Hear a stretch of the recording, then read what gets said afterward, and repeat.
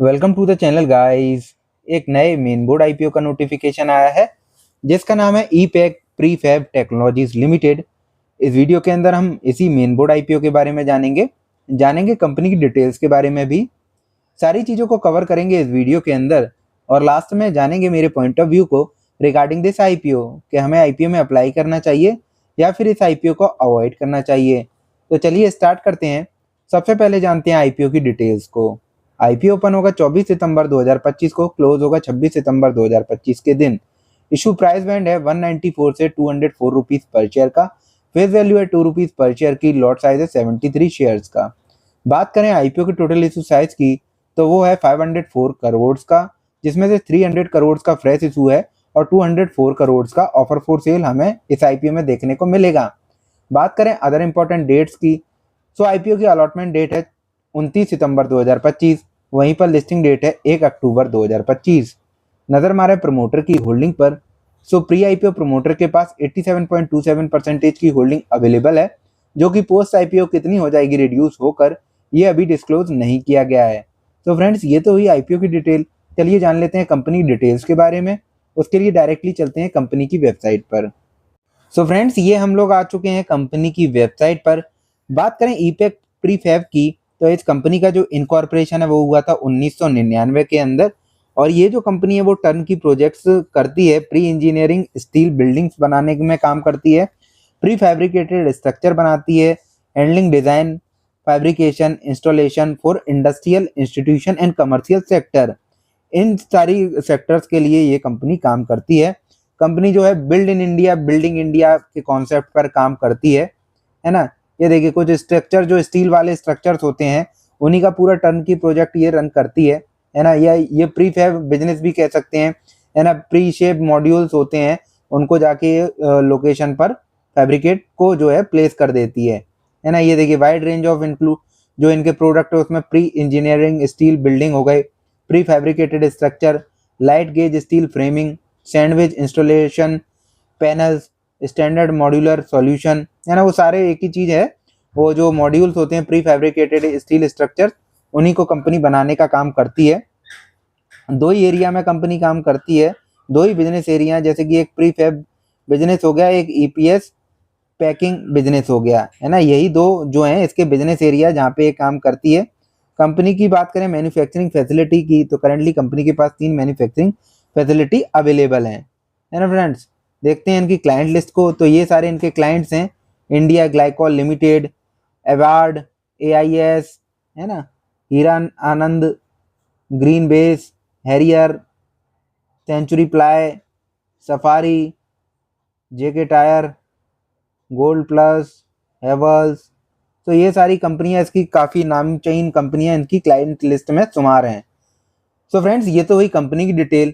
चलिए आइए नज़र मार लेते हैं कंपनी के फाइनेंशियल पर कि कंपनी फाइनेंशियली कैसे परफॉर्म कर रही है। उसके लिए मैं लगाता हूँ कंपनी के फाइनेंशियल फिगर्स। फ्रेंड्स ये मैंने लगाए कंपनी के लास्ट 3 ईयर का फाइनेंशियल का कंपैरिजन। बात करें सबसे पहले एसेट की तो मार्च 2025 में कंपनी के पास 931 करोड़ के एसेट प्रेजेंट है।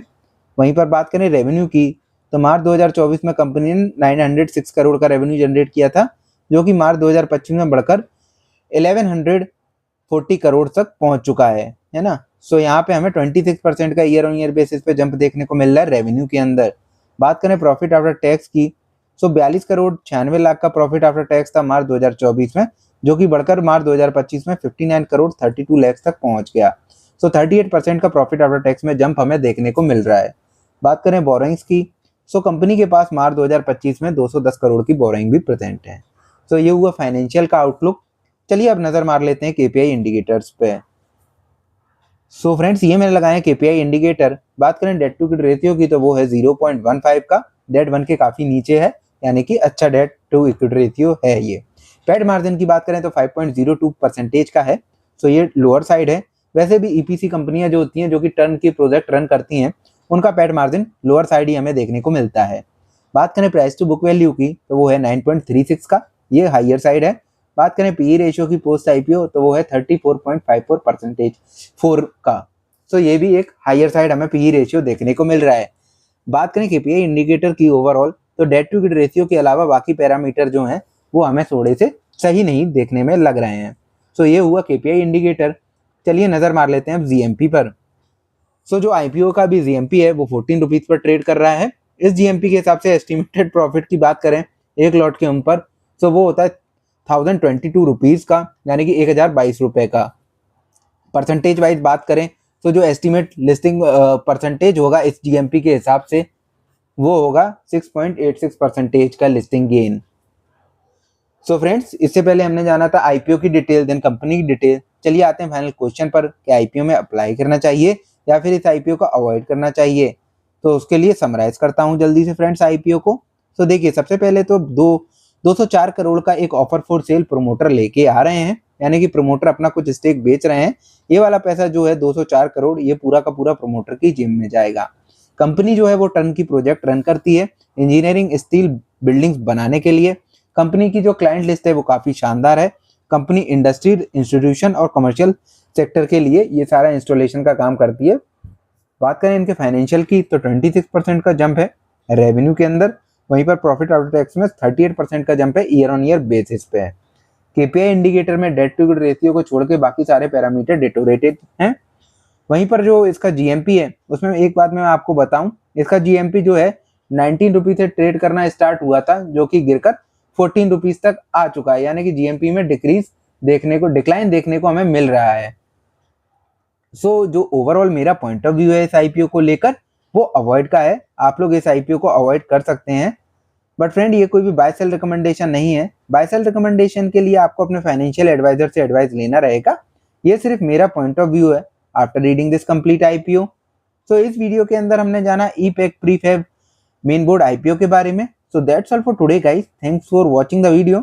Please like the video and subscribe to the channel. Thank you.